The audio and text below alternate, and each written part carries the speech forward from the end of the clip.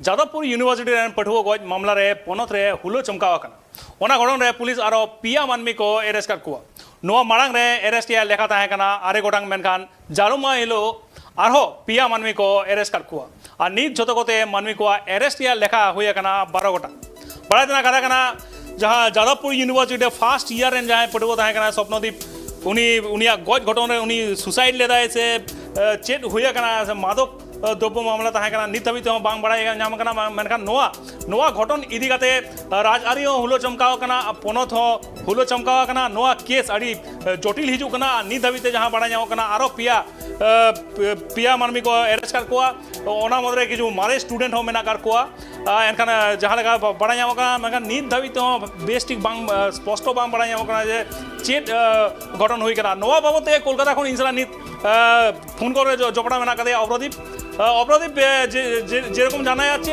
আরো 3 জনকে অ্যারেস্ট করেছে এই মামলা নিয়ে করে আর কি কি তথ্য পাওয়া যাচ্ছে অপরাধী দেখো কারণ তোমাকে প্রথমেই জানিয়ে রাখবো গতকাল দিনভর এই যে 3 জন গ্রেপ্তার হয়েছে তাদেরকে জিজ্ঞাসাবাদ করা হচ্ছিল যাদবপুর থানায় লালবাজারের গোয়েন্দাদের তরফে এবং যাদবপুর থানার পুলিশ অফিসারদের তদন্তকারী অফিসারদের তরফে। তারপরে যেটা দেখা যায় এই 3 জনের বয়ান রেকর্ড করা হচ্ছিল, এই বয়ানে কিন্তু বিস্তর অসঙ্গতি ধরা পড়ে। তারপরে আমরা যেটা রাত্রিবেলা খবর পাই ঠিক 10টা নাগাদ যে এই 3 জনকে গ্রেপ্তার করা হয়েছে। এই 3 জন কারা কারা গ্রেপ্তার করা হয়েছে? শেখ নাসিম আক্তার, হিমাংশু কর্মকার এবং সত্যব্রত রায়কে।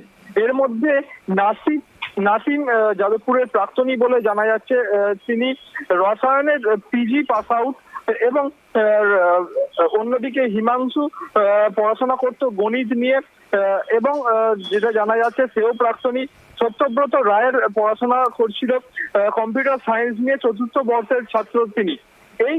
এই যে র্যাগিং এর ঘটনা ঘটেছিল বলে জানা যাচ্ছে, এই সত্যব্রতই কিন্তু ঘটনার দিন ডিন অফ স্টুডেন্টকে ফোন করে জানিয়েছিল এই পুরো ঘটনার কথা। তারপরে পুলিশ সূত্রে যেটা আমরা খবর পাচ্ছি এবং এই ছাত্র মৃত্যুর ঘটনায় কিন্তু মোট গ্রেপ্তারের সংখ্যা গিয়ে দাঁড়ালো 12 জন। আজকে এই 3 জনকে পুলিশের তরফে এখনো পর্যন্ত লালবাজারে নিয়ে যাওয়া হয়েছে।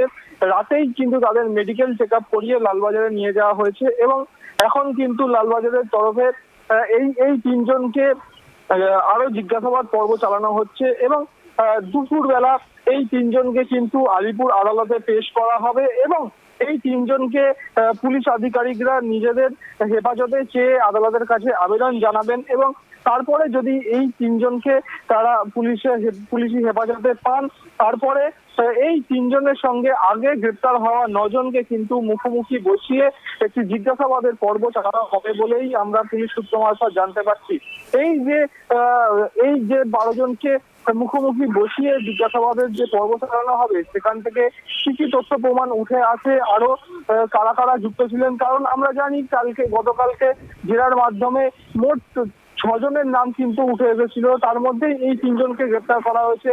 আরো যে 3 জন বাকি রয়েছে তাদেরকে আরো তাদের সন্ধান চালিয়ে যাচ্ছে এখনো লালবাজারের গোয়েন্দারা এবং যাদবপুর থানার পুলিশ। তাদের খোঁজ কিন্তু যত তাড়াতাড়ি সম্ভব মিলবে।